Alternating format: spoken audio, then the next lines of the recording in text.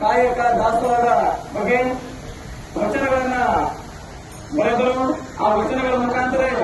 ಅವರ ಜೀವನ ತಪ್ಪು ನಡೆದುಕೊಂಡು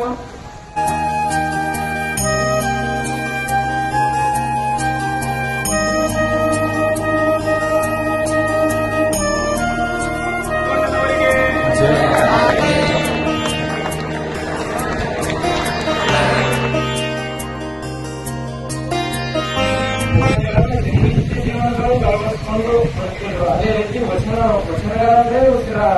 ಹೀಗೆ ಅವರು ವಚನಗಳನ್ನ ಇದನ್ನು ಮಾಡ್ತಾ ಇರ್ಬೇಕಾದ್ರೆ ಒಂದ್ ದಿವಸ ಅವರಿಗೆ ಏನಂತಂದ್ರೆ ಬಸವ ಕಲ್ಯಾಣದಿಂದ ಉಳಿವಿಯವರೆಗೆ ಅಂದ್ರೆ ದಕ್ಷಿಣ ಕನ್ನಡದವರೆಗೆ ತಾವೇ ಸ್ವತಃ ಅವರೇ